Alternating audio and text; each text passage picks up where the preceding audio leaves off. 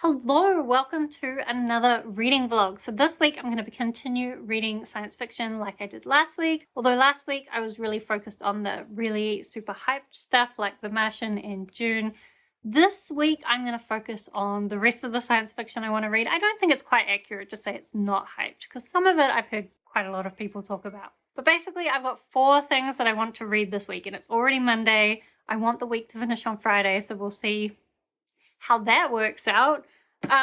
The first thing that I have started reading is Catalyst by S.J Kincaid. So I'm about 100 pages into this, 125. This is all about this boy named Tom who's gone to this kind of like in a military academy where they learn to pilot these drones out in space that are part of this big world war that's happening out in space. But they have these chips in their heads that help them control these spaceships, and the chips in their heads can also be kind of used to manipulate their perception, sometimes in good ways, sometimes in not so good ways. And this is the 3rd book in the trilogy, and based on what just happened in this one, I think it's going to play a lot with that perception stuff, which is what I've always been looking forward to in this series because it can get quite dark. So also the world is kind of run by corporations, and the only reason the war is really continuing is because to the benefit of the corporations. Our main character, Tom, unfortunately, he's just kind of your typical teenage boy, but he's also a bit of a rebel. And so I hope he's going to bring down the establishment in this, but I honestly don't know how much he can really change in another 300 pages. So I guess we'll find out. I did also start reading one of the audiobooks that I've got. So I am reading Do You Dream of Terra-Two by Temi. So this book, I've started listening to it. It's basically, there's this mission to Terra-Two, which is this other planet that's been discovered that's just like Earth. It's like a utopia though because it hasn't been touched by shitty humans. So there's this mission going with 3 experienced astronauts as well as these 6 teens because the journey to Terra-Two is like 23 years. So they want to send these teens, so they'll be like 40-ish when they arrive. I will say it's a little bit hard to read after having just read The Martian because The Martian is so realistic in what a space mission would be like. And this Terra-Two mission, I mean, I know that these are teens and teens have teen issues, but also there's just no way that they would be so poorly managed. Like they went running off just before they're meant to be going off on this big space mission, and honestly that's just not gonna happen. Just no, it would never happen. But also when they went running off, something went wrong, and I also think at that point the mission would be called off, like abort, disaster. But no, they're gonna go ahead. So I mean, I guess the space mission, they put a lot of money into it, maybe they would go ahead, but I don't think they'd go ahead. I think they'd be able to delay it by a year and that would be fine. Anyway, regardless, they're gonna go ahead. I will also say, so mostly I think so far we've been getting the perspectives of the girls, and I do find they all kind of sound the same, so I am finding it a little bit hard to keep track of who's who. Oh, and as well, it did already say she let out a breath. She didn't even know she was holding, which I was very shocked by because before that I actually thought the writing was quite good, but why would you say that? Anyway, I do feel like, even though I'm struggling to tell the girls apart, I do feel like I like their stories. It's not very realistic, but it also still feels very relatable. So I'm very interested to see what the story's going to be like. I think most of it's going to be on this 23-year space trip where they're all confined to this small spaceship. So it sounds very interesting, and I will try and continue that today. And then I don't know when I'll get to the other books, but I guess we'll see what happens this week. Hello. So I'm pretty sure I was sitting in the same spot last time I updated this vlog, but honestly, that's the kind of week we're having. But regardless, I did want to update you on the books I'm reading because I'm about halfway through both of them. So I'm about halfway through Catalyst, and I haven't gathered my thoughts before I started filming because of course I haven't. Again, that's the kind of week we're having. What was happening before I went to bed last night? Oh, that's right. We had a totally apocalyptic moment, which really pushed forward some of the relationships between our characters. I really don't know how this book is going to wrap up. I feel like for it to be a satisfying ending, it's got to be really world shaking. And I guess what just happened was, but that was a bad thing. I don't know how we get to like a happy ending. There has to be a happy ending, right? I'm gonna be so mad if this isn't a happy ending. Oh, but one thing I was gonna say about this that I don't think I've said already, kind of our main character had something happen to him at the beginning of it, and so now there's kind of probably someone always watching him. As well, there's some hints that maybe there's someone else watching him, and in fact his girlfriend has the ability to sometimes be watching him without him realizing. So like everything he does, you kind of have to think about, if these other people are watching, then how does that change what's happening? Especially since some of these people potentially have the ability to change what's happening as well. I don't know, I'm quite liking the layers of it anyway. So there's that one. The other one that I've been reading is Do You Dream of Terra-Two? And I will say, like, mostly it's kind of just these teens, and I like the backstory and the relationship building and the character development.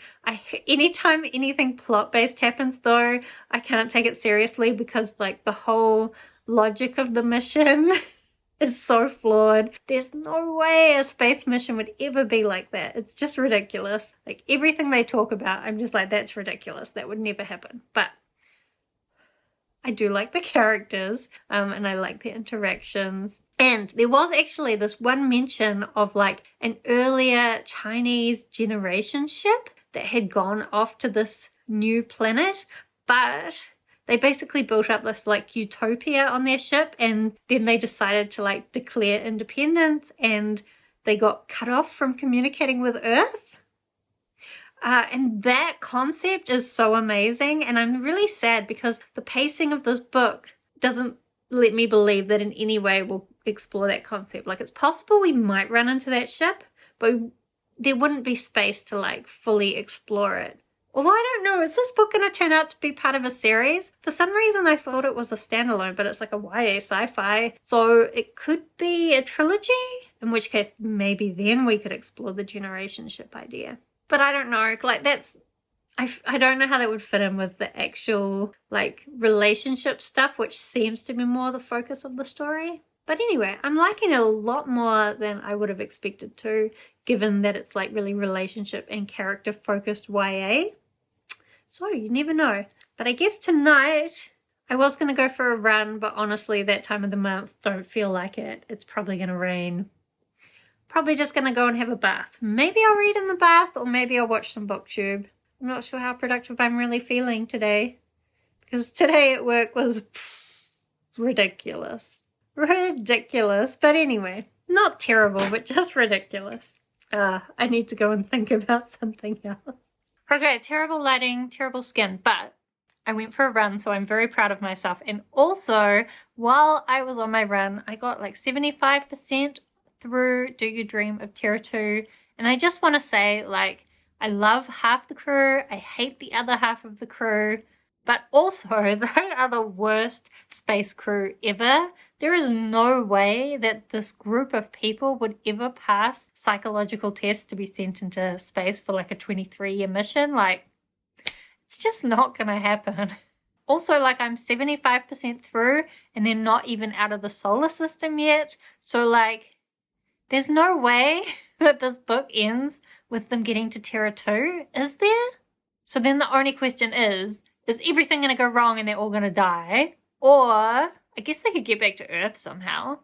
Or it's going to do like a time skip and then they get to Terra-Two. I don't know, but somehow I find myself invested in finding out what's going to happen. So that's exciting.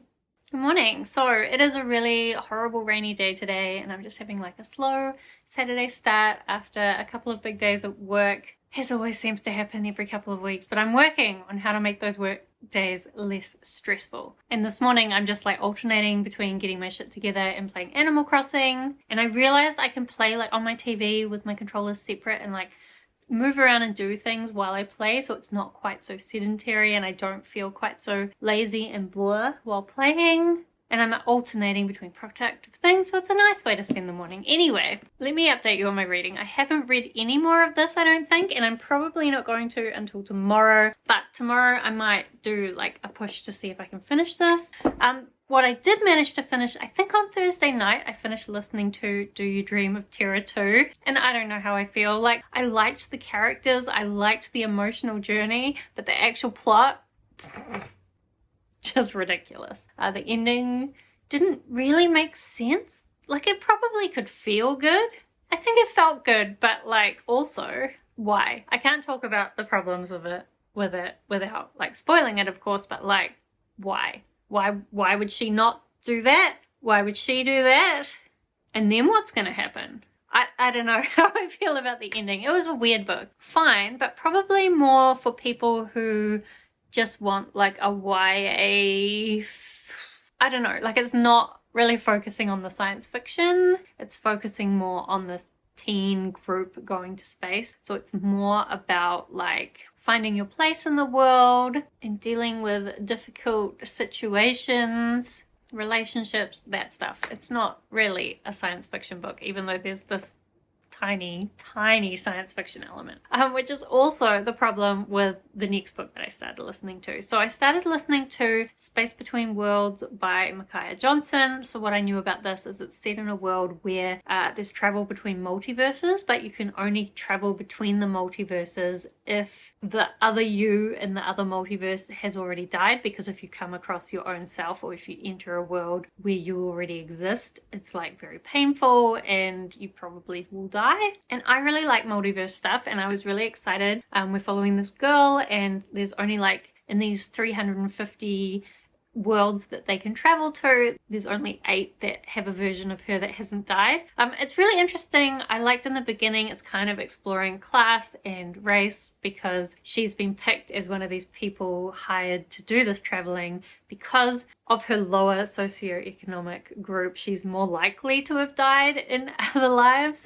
So even though it's the rich people that kind of invented this multiverse travel, unfortunately they're often alive in all the different multiverses that they can reach. So they kind of go for like the dregs of society who are more likely to have died, basically. And like, all the concepts are really cool, but the one thing that I wasn't expecting is that it's not really our world. So the Earth Zero, which is the one that's actually discovered this multiverse travel, they're traveling between all the different multiverses, but Earth Zero is not our world. It's like a post-apocalyptic version of our world. So there's like cities, I haven't decided if they're underground or what the deal is with it, but there's these different cities and they're kind of very separated by class. Our main girl kind of came from this one where there was this emperor ruling things, and the way he runs things is very brutal. And it's a very dystopian, YA dystopian type world, and I don't like the world building. And then I was hoping there'd be like all these different multiverses and some kind of twisty plot, but primarily there's mainly like 3 different multiverses involved. Earth Zero, the one this girl came from, and also Earth 175. And she goes to 175 and kind of gets stuck there for a little while and becomes quite attached to that version of events. Then just kind of halfway through, she's come back to the main world, but she's still kind of wondering whether the things she tried to do in the other world will have worked out. But it's more about this dystopian and like trying to overthrow the people in power that aren't very good than being more of a twisty multiverse story, or at least so far. There are a few little things that I feel like could be followed into more of a twisty multiverse story, but I also feel like, again, that's not really the point of the story. So I'm kind of disappointed because it's focusing more on the dystopian, and I wanted a cool, twisty, multiverse murder mystery. So again, I'm just not getting what I'm wanting, and so then I'm like, maybe I'm enjoying this, but also it's not what I wanted. Anyway, I have been listening to that while I play Animal Crossing. So again, I'm making Animal Crossing productive, or at least that's what I'm telling myself. So I will keep listening to that. I am going to go over to Jason's later. I probably won't take my book, but I do have my ebook to read still, so it's a horrible rainy day. We probably won't be going anywhere, so if we end up not doing much, maybe I could read my ebook. Or maybe we'll just watch some TV. I don't know. It's been so lovely and sunny, it's sad for it to go back to raining.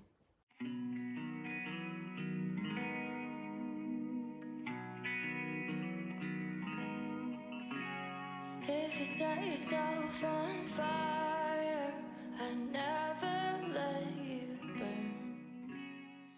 Okay, I don't know about this camera angle, but I honestly feel like I spent the whole week just sitting on the couch or at my computer, and I need something different.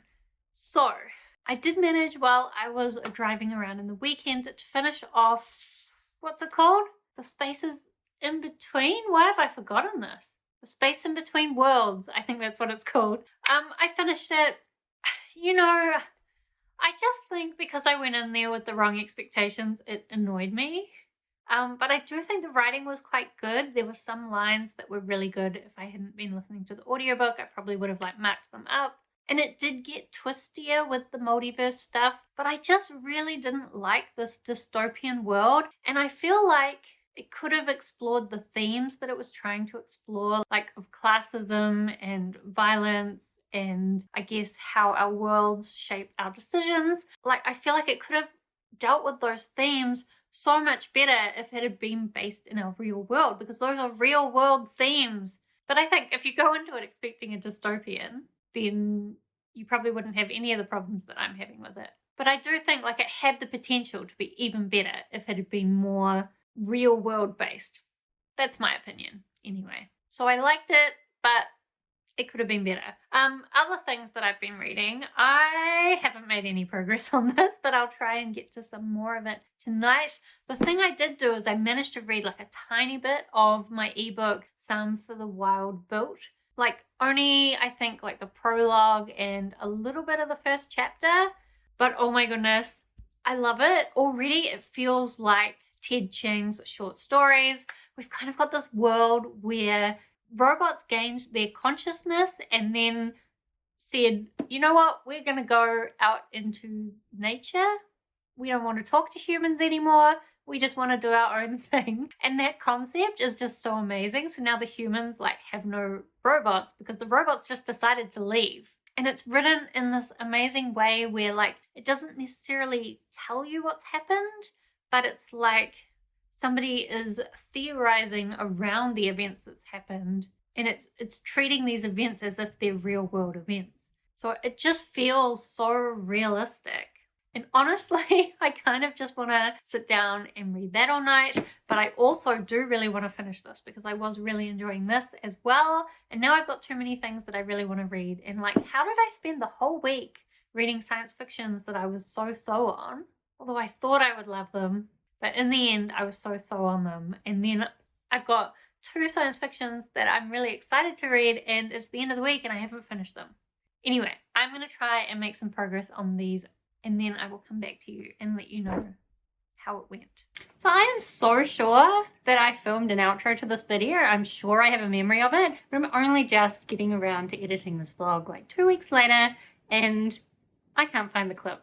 Admittedly, I did actually think that I'd lost all the footage for this vlog at one point, so maybe I filmed it and I lost it. But anyway, let us wrap things up. It's a little bit harder because it's been 2 weeks since I read this now. However, I did find the ending to this really satisfying. It kind of led to a whole awakening of society in a really interesting way. And it's actually interesting because the more I think about this one, it is actually kind of a dystopian version of our world. It's just that it's a dystopian in a way that's kind of similar to our world. Not entirely, but like this is a dystopian, and I was disappointed with the Space Between Worlds, that's the name, right? Because it was such a dystopian, but this is a dystopian too, but this is the kind of dystopian that I like, where the dystopian world isn't necessarily really well built, but it also provides the foundation for exploring the themes without distracting from them.